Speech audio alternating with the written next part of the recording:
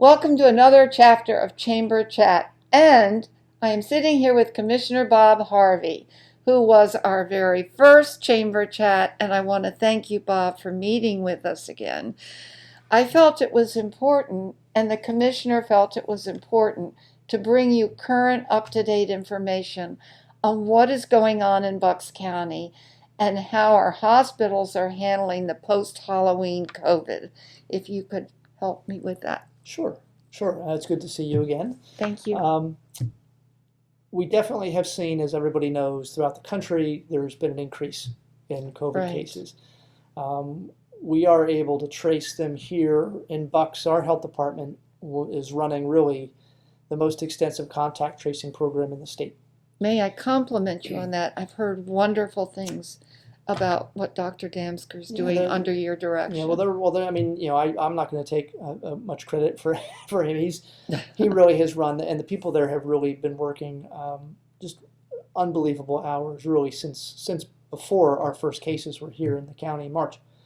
But what that intensive program has allowed us to do, it's really deep diving detective work into contacting somebody who's tested positive and really drilling down to find out when their symptoms first started. In some cases, what they think was their first symptom wasn't. It was a few days before. But you have to probe into some of the things they were thinking about, what were they feeling, and things of that nature. And then you can start tracing who they were around, places they were, and then of course you can move forward in terms of where have you been since, who have you met with, who have you worked with, who to eat lunch with, things like that. That program since the spring has given us a lot of data to help us make decisions here in Bucks County, and it's really allowed us to know a lot about this virus and how it's spread. And so we're able to say that the cases that we're seeing are coming from mass gatherings of people. I shouldn't say mass gatherings, but they're coming from larger gatherings. We're seeing them from weddings. We're seeing them from people who are getting together for, as you mentioned, Halloween parties. We had a local high school that a lot of the students got together and had a Halloween party. Nobody wore masks. Nobody was practicing social distancing. Goodness. And a lot of the kids ended up, positive, high school kids, but a lot of them ended up testing positive. We're seeing it with, people having friends over to, do different kind of family get-togethers or friends getting together to do whatever. And just saying, well, these are my friends, these are my family members, and I know they're all fine, so I don't have to wear a mask and I don't have to be socially distant. And then we're seeing outbreaks. Yeah. We're actually not seeing them from schools.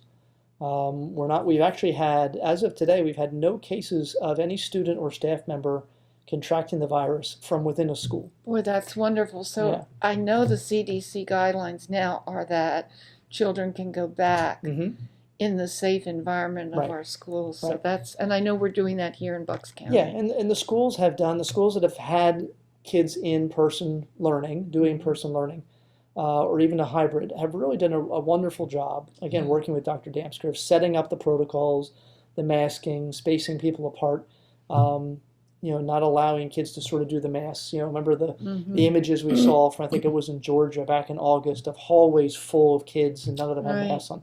You're not seeing that here because of just, I think, taking a more healthy attitude toward respecting what this virus can do and how it spreads and the knowledge that we have about it.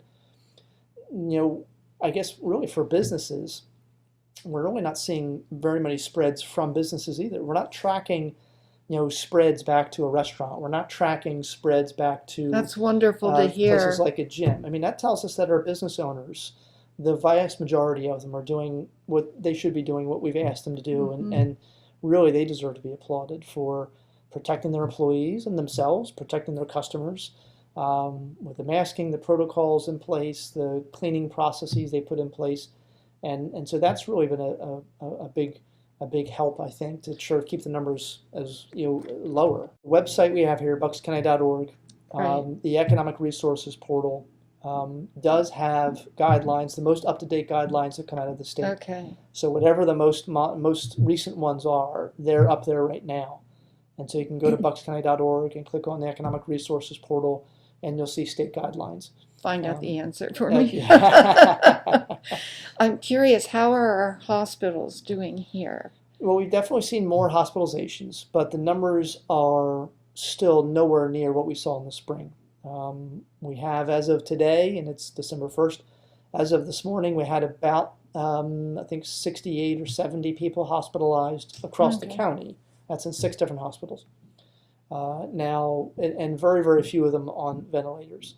So while we are seeing more people test positive, so far the thing that we are feeling hopeful about is that those who are testing positive aren't getting as sick as people were getting in the spring. Obviously, we hope that doesn't change. We hope that trend stays going the way it is. What do you attribute that to?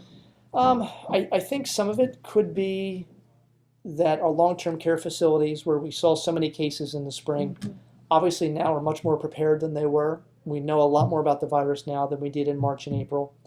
And so they're much more up to date on what they have to do and the protocols they have in place for their staff members and protecting their residents. So I think that's been a big help. I do think the mask wearing is helping. We know that's a fact. We know mask wearing helps. It's very, very simple. It's frustrating when you hear people that just don't want to wear a mask because it really shows a complete lack of regard for everybody else around them. And not just strangers they might be passing in the hallway, but for even their own friends and family. You know, they could be contracting it and passing it to them, or passing it to someone who takes it home to their friends and family. And so it really is something, if for those out there that are, I don't understand how they're doubting mask wearing as a value, but it is valuable. Here we are. Yeah. Trying to keep each other safe. Right. Well, I just cannot believe this is your first year. And you and Diane and Jean have had to face so much. Your leadership has been awesome, Bob. And I do so appreciate it. And I know the community does too. I read in the paper this morning that you're back on lockdown. What led you to that? Do you mind if I ask? No, we did instruct our administration and the row officers and other people, department heads, that effective yesterday, Monday the 30th, that we were strongly encouraging them to go as virtual as they could go. Okay. And appointment only. If you're coming to the county for business, do appointment only. And it's, I think, just recognizing the fact that, there is more spread out there. We're obviously coming out of Thanksgiving, where there's a lot of concern about the number of people who are traveling. And you and I both spoke a little bit about the fact that, each of our Thanksgivings was smaller than usual. Right. And I think hopefully a lot of people, it's always a wonderful, one of my favorite holidays, Thanksgiving, because you get together with everybody. It's just, no pressure. No, there isn't. It's really just great food, no pressure. That's right, exactly. But I'm sure a lot of people are disappointed that it couldn't be what it usually was. I think Christmas is certainly, I know in my family, Christmas is going to be very, very different.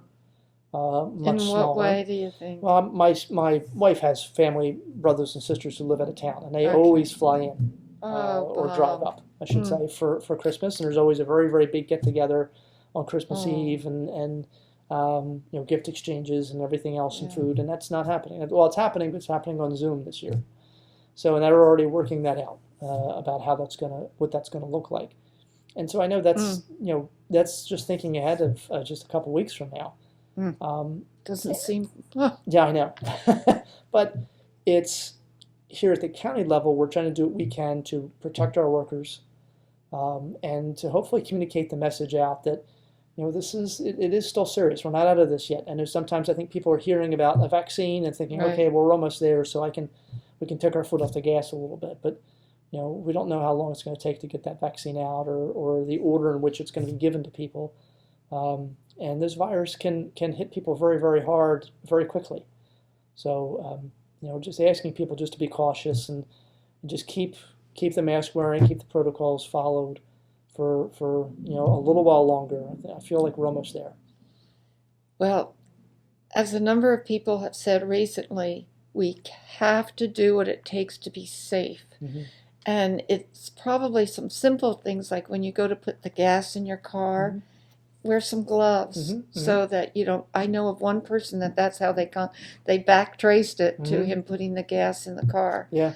So it's simple things like using pens that other people have touched. Right. the elevators. You Mhm. don't want to go like that. Yeah. ATM machines. I have a whole box of gloves. Yeah. So that one little thing.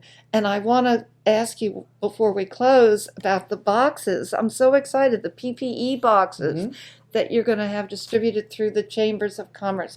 Would you fill in the business community on that? Well, It's I mean, awesome. Well, thank you. I mean, it was, I'm not going to take credit for that. That was our COO, Margie McKevitt's idea, something that she had heard about other counties were doing, putting together these sort of PPE boxes and using some of the CARES money to purchase those, giving them to the chambers, the upper, lower, and central Bucks chamber, Right. for you to distribute, relying on you and your network to be able to figure out which businesses really need these. And, they're going to have shields, they're going to have, cleaning supplies and gloves and masks. There's going to be a decal on there that was made by a Bucks County artist that's actually been in the news, and we've Great. used it here. Yeah. It says "Mask Up Bucks," and it's a picture of a buck. I have one with of a those mask in on. the front of the Central Bucks Yeah. Chamber offices. Yeah, and he was something he donated. He wanted to help, and he did the Oh. artwork, and so it's something that we wanted to reach out. We've tried to do as much as we can this year for businesses, and we're continuing. And you have a grant program. We have the grant program. A third round is just kind of wrapping up. So Okay. we're going to have, we will have put out somewhere in the area of $30 million to Wow. small businesses, starting from the spring all the way through to December. And the CARES money obviously has to be spent before the end of December. Right. So we're hopeful that there's more aid coming from Congress. I think I heard today that there was a bill introduced I by heard that too. a bipartisan group of Yes. senators. Yep. So hopefully that's going to go to state and local governments, and that's certainly going to be helpful. We know there are some local governments that are hurting with some of the mercantile taxes that they would collect that they're just not getting. So and that's it's one of those things. I think it should have been passed earlier, quite frankly. I think politics got in the way. Right. But hopefully we get some leadership in Washington that puts it through. Sounds like a good idea to me. Commissioner, thank you so much. No, I thank you. really appreciate it. And the Central Bucks Chamber of Commerce is honored to have you as our And commissioner. we're So, honored to have your support and Thank certainly the help that you provided Thank you. working on our economic recovery task force and and your leadership as well as the other chambers and other Thank members you. of that. It's really been It's been a team invaluable. effort. Yes, it is. It is. thank you again. Thank you. And on behalf of the Central Bucks Chamber of Commerce and our great videographer, Tom Brunt, we say goodbye.